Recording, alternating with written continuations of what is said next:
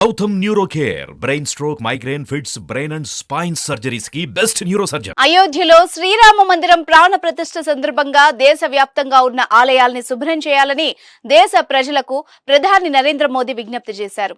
జనవరి 22 నాటికి దేశంలోని అన్ని పుణ్యక్షేత్రాలు, దేవాలయాల్ని శుభ్రం చేయాలని, స్వచ్ఛతా కార్యక్రమాలు నిర్వహించాలని పిలుపునిచ్చారు.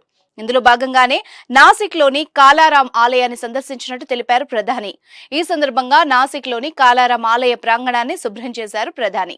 రామ మందిరంలో ప్రాణప్రతిష్ఠ శుభ సందర్భంగా తమ శ్రమను విరాళంగా అందించాలని దేశ ప్రజల్ని అభ్యర్థిస్తున్నట్టు ఆయన చెప్పారు. అయోధ్య శ్రీరాముని విగ్రహ ప్రాణప్రతిష్ఠ ఘట్టం వేళ ప్రధాని మోదీ భావోద్వేగానికి గురయ్యారు. ఈ సందర్భంగా ఆయన మాట్లాడుతూ, ఇంతటి భావోద్వేగానికి లోనవడం ఇదే మొదటిసారని అన్నారు. నా జన్మ ధన్యమైనట్టు భావిస్తున్నానని దేశ ప్రజలకు ఇచ్చిన ప్రత్యేక సందేశంలో ఆయన పేర్కొన్నారు. ప్రధాని మోదీ తన ప్రసంగంలో స్వామి వివేకానందతో పాటు శ్రీ అరబిందోను కూడా స్మరించుకున్నారు. మన దేశంలోని ఋషులు, సాధువుల నుండి సామాన్యుల వరకు ప్రతి ఒక్కరూ ఎల్లప్పుడూ యువశక్తిని ప్రదానం చేశారని ప్రధాని మోదీ అన్నారు. భారతదేశం తన లక్ష్యాల్ని సాధించాలంటే భారతదేశ యువత స్వతంత్ర ఆలోచనతో ముందుకు సాగాలని శ్రీ అరబిందో చెప్పేవారని అన్నారు. భారత ఆశలు దేశంలోని యువత పాత్ర, వారి నిబద్ధతపై ఆధారపడి ఉన్నాయని స్వామి వివేకానంద కూడా చెబుతారని మోదీ అన్నారు.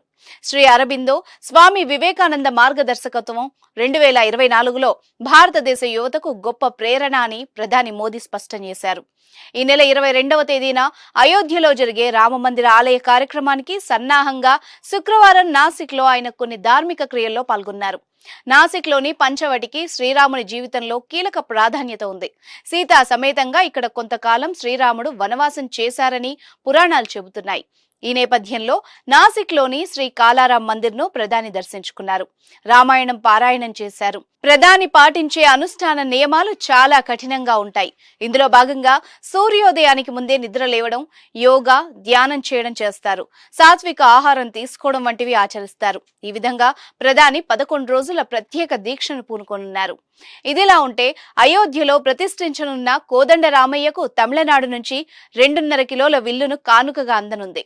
దీని తయారీలో 600 నుంచి 700 గ్రాముల 23 క్యారెట్ల బంగారాన్ని వాడారు. దీన్ని ఆలయం ప్రారంభం రోజు ట్రస్ట్కు అందజేయనున్నారు.